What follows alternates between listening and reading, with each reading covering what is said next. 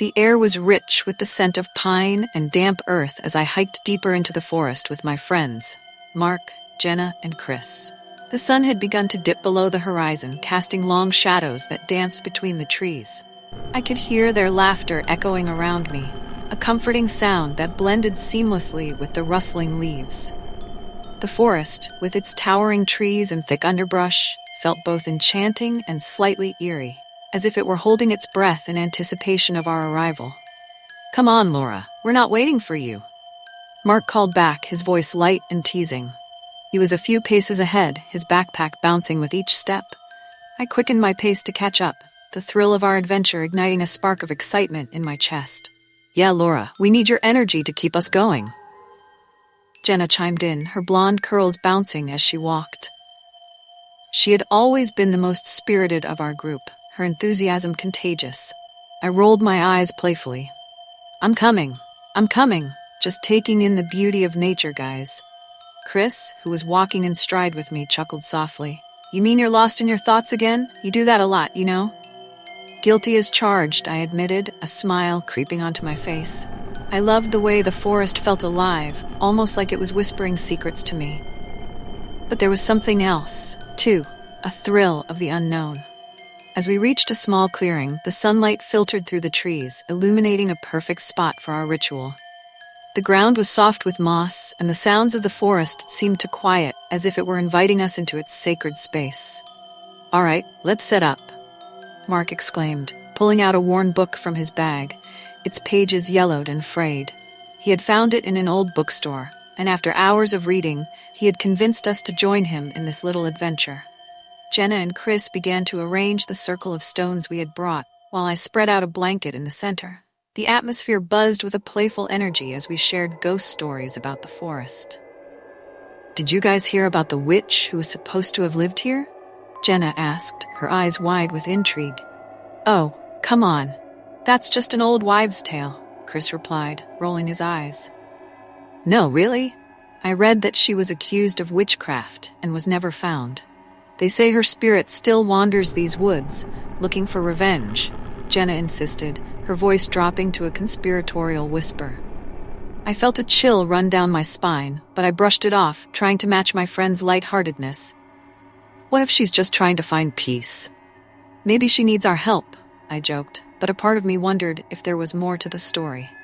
Mark opened the book and began to read some incantations aloud, his voice steady and deep. "In the heart of the forest, where shadows play, we call upon the spirits to guide our way." The words danced in the air, and with each syllable I felt a shift within me. The forest seemed to grow still, hanging on to our every word. "Do you feel that?" I asked, glancing at Chris, who was busy fiddling with his phone. He shrugged, unaware of the growing tension in the atmosphere. "Feel what?" he replied, still engrossed in his screen. "The air, it feels different, almost electric," I said, my heart racing. "Relax, Laura. It's just the excitement of the ritual," Mark said, his grin widening. As dusk settled in, the flickering light of our campfire cast eerie shadows that danced around us. The woods were now cloaked in twilight, and the sounds of crickets began to fill the air. I could feel the chill creeping in, wrapping around me like a blanket, though my friends seemed oblivious to it. "Okay, let's get serious now," Mark said, his tone shifting as he continued with the incantations. "We're here to connect with the spirit world, to seek guidance." Jenna nodded, her expression serious, "and to honor the memory of those who came before us." I settled into the circle, feeling a mix of anticipation and anxiety. This was all new to me, and though I had agreed to join them, a part of me wondered if we were treading on sacred ground. "Let's hold hands," Jenna suggested, reaching for Mark's hand and then mine. Chris reluctantly joined in, and we formed a tight circle, our faces illuminated by the flickering flames. As we recited the final incantation, I felt a sudden chill sweep through the clearing, a cold gust of wind that sent shivers down my spine. The fire flickered violently, and I instinctively tightened my grip on Jenna's hand. "Did you feel that?" I whispered, my voice barely audible over the crackling flames. "Yeah, it's just the wind," Chris shrugged, but I could see the uncertainty in his eyes. "No, it's more than that," I insisted, my heart pounding in my chest. "Something's happening." And then, just as I was about to voice my fears, the fire surged, casting eerie shadows around us. The atmosphere shifted, thick with an unseen energy. I felt a presence, something watching us from the darkness beyond the trees. "Guys, I think we should stop," I said, my voice trembling slightly. But before anyone could respond, the flames erupted with a blinding light, and an ethereal figure emerged, hovering just beyond the circle. My breath caught in my throat as I stared at the apparition, its face distorted with anguish, eyes filled with a haunting sadness.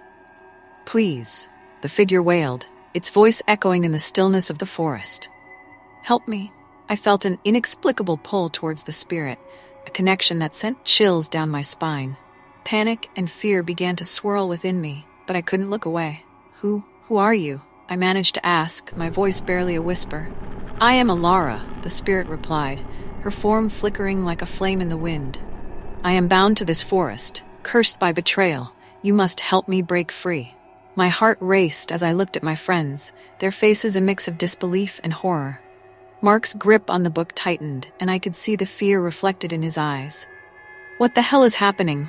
Chris shouted, breaking the spell of silence that had enveloped us. "Stay back," Jenna cried, her voice shaking. But I felt a strange calmness wash over me, as if Elara's presence was drawing me in.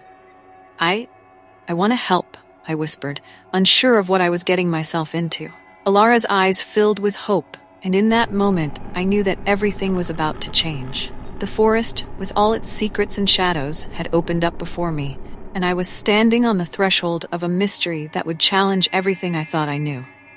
I stood frozen, my heart pounding in my chest as the apparition of Elara lingered before me, her sorrowful gaze piercing through the veil of disbelief that shrouded my friends.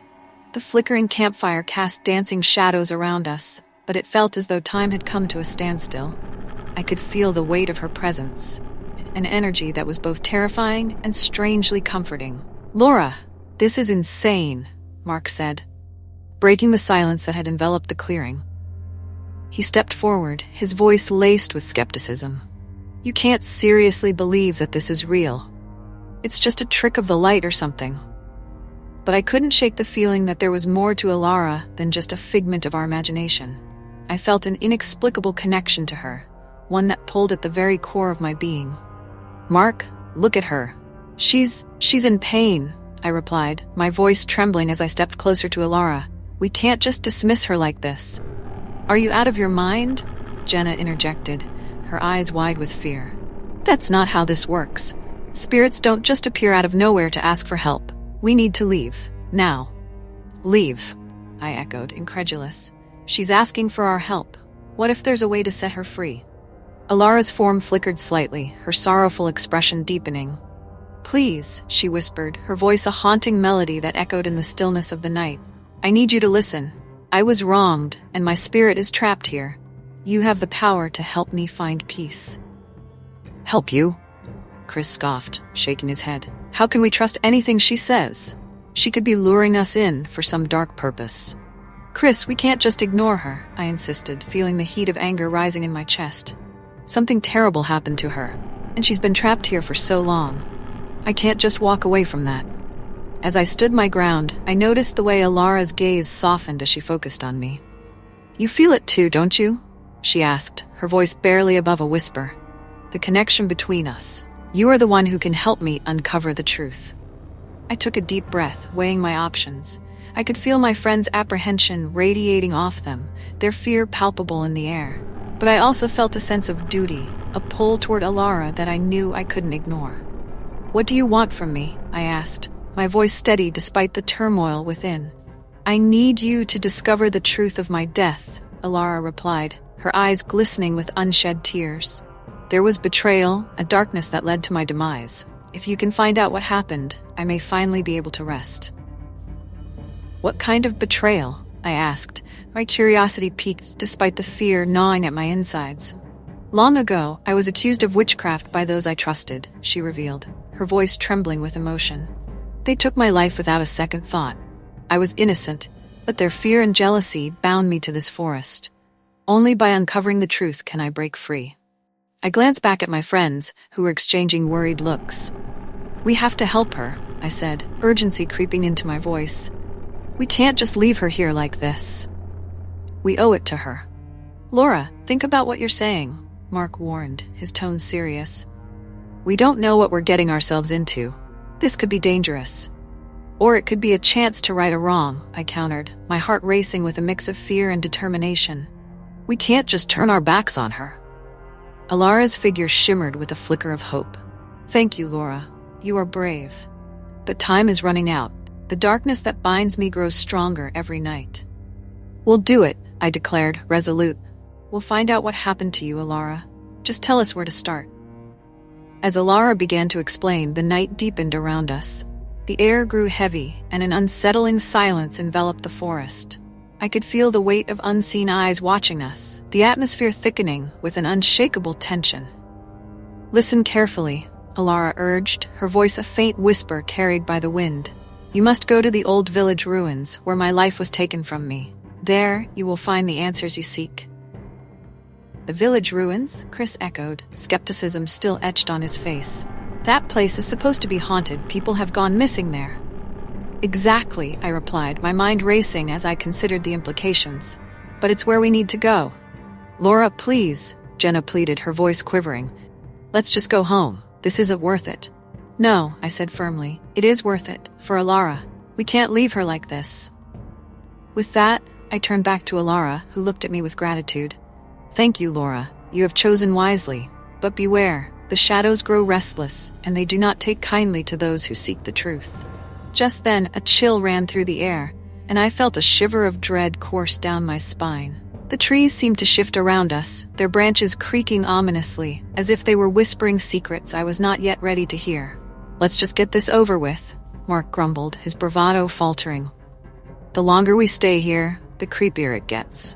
Agreed, I said, glancing at Elara one last time.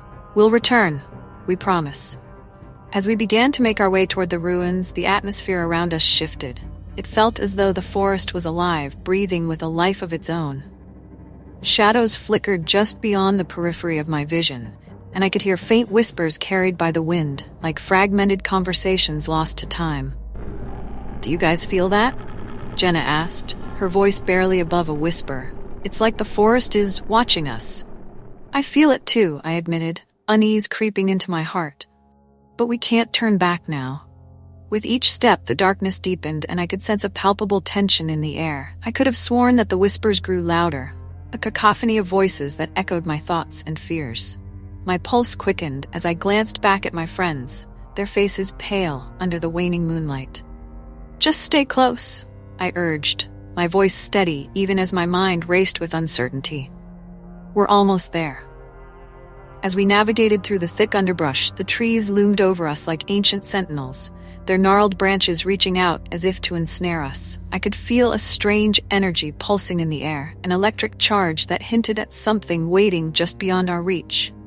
We finally emerged into a clearing, the ruins standing before us like a forgotten relic of the past.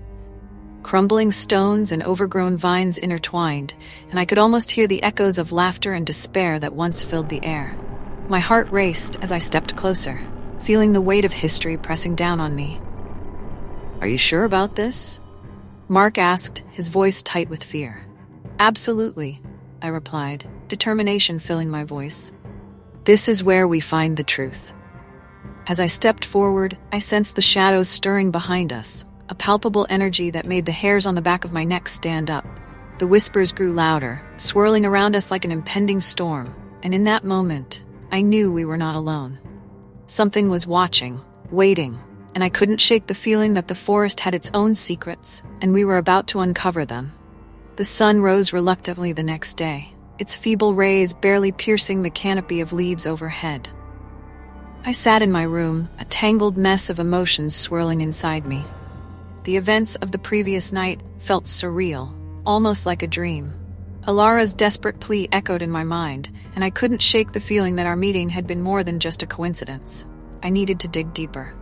After breakfast, I found myself in the college library, surrounded by dusty old books and the faint smell of aged paper. I learned that she had been accused of witchcraft after a series of unfortunate events in the village. A drought, a sickness that swept through, and whispered rumors that painted her as a scapegoat. When evening fell, I gathered my friends in my apartment, my heart racing with anticipation. I found out more about Elara, I began, my voice steady but filled with emotion. She was a healer, and she helped people, but when something went wrong, they turned against her. They executed her without a fair trial. That's brutal, Jenna said, her voice tinged with sympathy. But what does this have to do with us? I think she needs us to uncover the truth, I replied earnestly. If we can find out who betrayed her, we might help her move on. We have to go back tonight. Tonight? Chris echoed, clearly uneasy. Can't we wait until daylight? It just doesn't feel right. No, I insisted. We need to act now. The longer we wait, the more power she loses. We can't leave her in limbo. Mark looked at Chris and then back at me. I don't know, Laura. It feels like we're digging ourselves deeper into a hole. What if she's not as innocent as you think? I took a deep breath, trying to remain calm. I understand your fears, but we have to try. She's been wronged. It's our chance to set things right. After much debate, we finally agreed to return to the forest.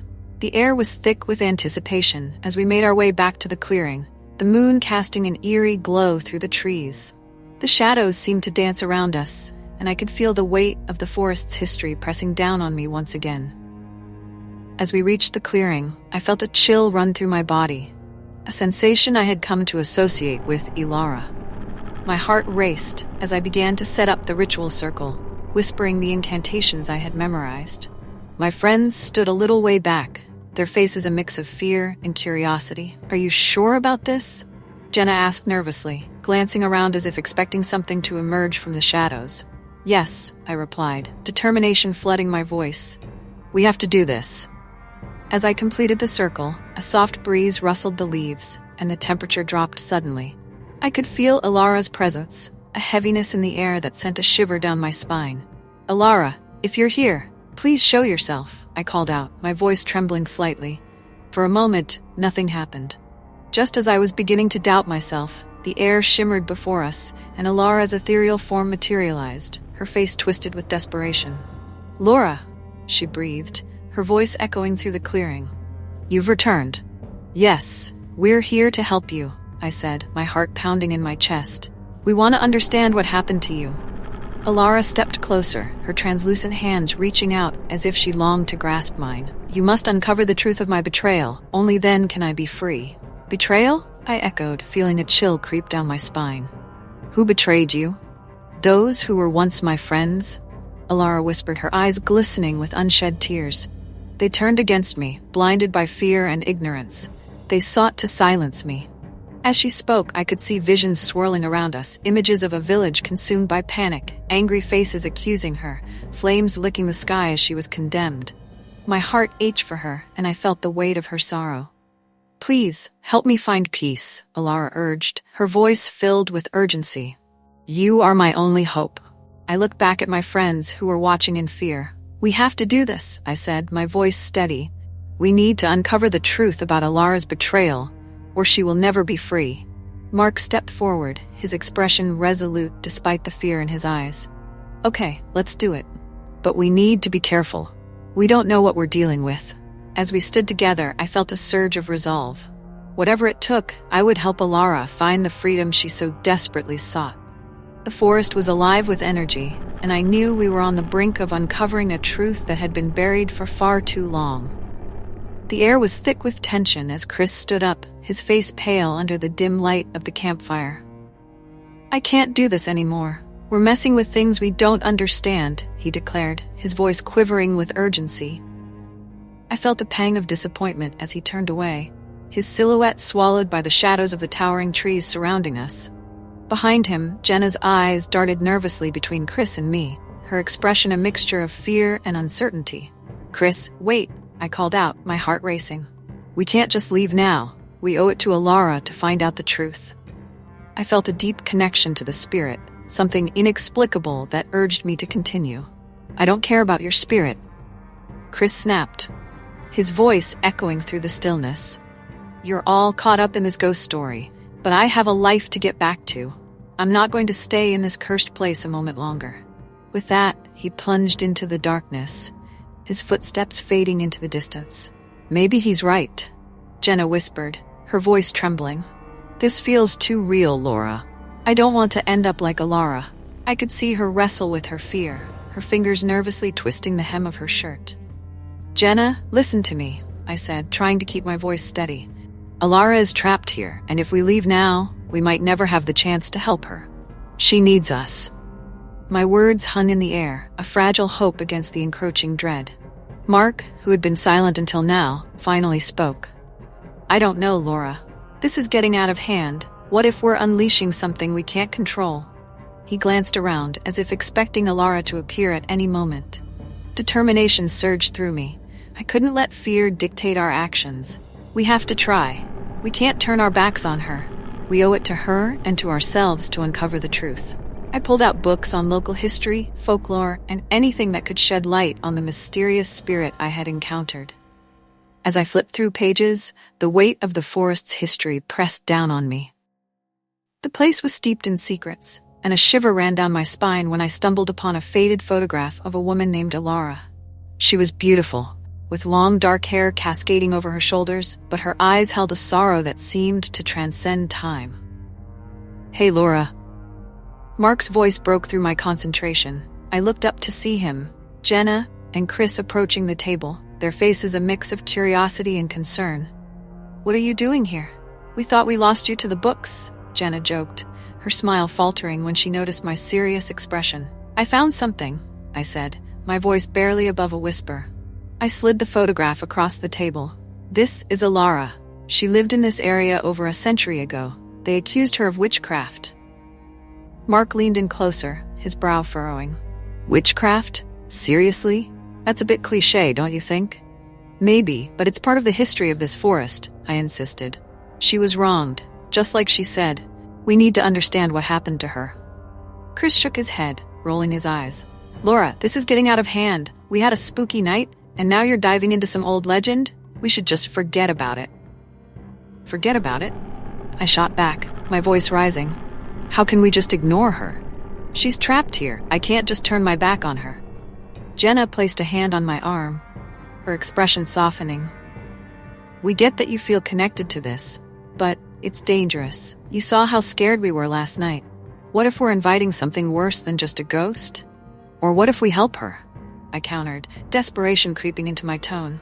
"What if we're the only ones who can set her free?" The group fell silent, the tension mounting.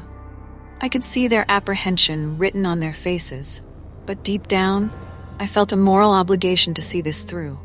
Elara had reached out to me for a reason, and I couldn't abandon her now. "Let's just look into it a bit more," I suggested, trying to sound more persuasive. "We can gather more information, and if it feels too dangerous, we can back out." Mark sighed, running a hand through his hair. "Fine, but if things get weird again, I'm out. I'm not ready to mess with forces I don't understand." I nodded, grateful for his reluctant agreement. "Let's meet later tonight and go back to the forest. We'll perform another ritual and see if we can communicate with her again. We need more answers." As the day dragged on, I couldn't shake the sense of urgency that gripped me. I spent hours poring over records, piecing together Elara's story. The more I read, the more I felt her pain, the injustice of her fate. "Who betrayed you?" "Those who were once my friends," Elara whispered, her eyes glistening with unshed tears. "They turned against me, blinded by fear and ignorance. They sought to silence me." As she spoke, I could see visions swirling around us, images of a village consumed by panic, angry faces accusing her, flames licking the sky as she was condemned. My heart ached for her, and I felt the weight of her sorrow. "Please, help me find peace," Elara urged, her voice filled with urgency. "You are my only hope." I looked back at my friends who were watching in fear. "We have to do this," I said, my voice steady. "We need to uncover the truth about Elara's betrayal, or she will never be free." Mark stepped forward, his expression resolute despite the fear in his eyes. "Okay, let's do it. But we need to be careful. We don't know what we're dealing with." As we stood together, I felt a surge of resolve. Whatever it took, I would help Elara find the freedom she so desperately sought. The forest was alive with energy, and I knew we were on the brink of uncovering a truth that had been buried for far too long. The air was thick with tension as Chris stood up, his face pale under the dim light of the campfire. "I can't do this anymore," "We're messing with things we don't understand," he declared, his voice quivering with urgency.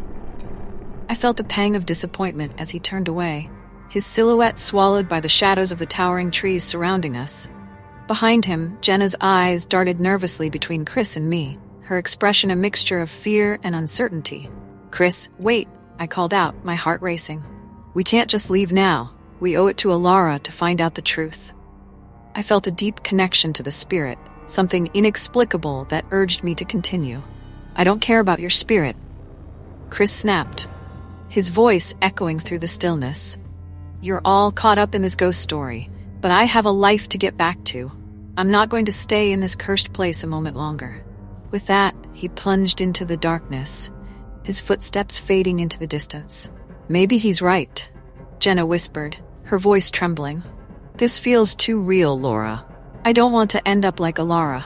I could see her wrestle with her fear, her fingers nervously twisting the hem of her shirt. "Jenna, listen to me," I said, trying to keep my voice steady. "Elara is trapped here, and if we leave now, we might never have the chance to help her. She needs us." My words hung in the air, a fragile hope against the encroaching dread. Mark, who had been silent until now, finally spoke. "I don't know, Laura. This is getting out of hand. What if we're unleashing something we can't control?" He glanced around, as if expecting Elara to appear at any moment. Determination surged through me. I couldn't let fear dictate our actions. We have to try. We can't turn our backs on her. We owe it to her and to ourselves to uncover the truth. The forest is alive, and it will test your intentions. As her words sank in, a dark presence began to coil around us, an oppressive weight that seemed to seep from the very ground. I felt a chill crawl up my spine, and I instinctively took a step back. "Elara, what's happening?" Her face twisted in fear, and she looked over her shoulder. "The shadows are awakening. You must decide quickly.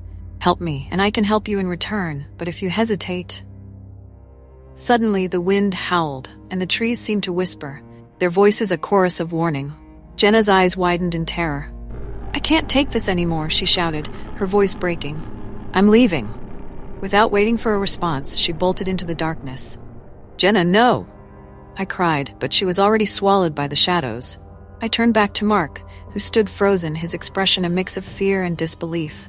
"What are we doing, Laura?" he asked, his voice shaking. "We might be making a huge mistake." "We can't abandon Elara," I insisted, my heart racing. "We have to see this through.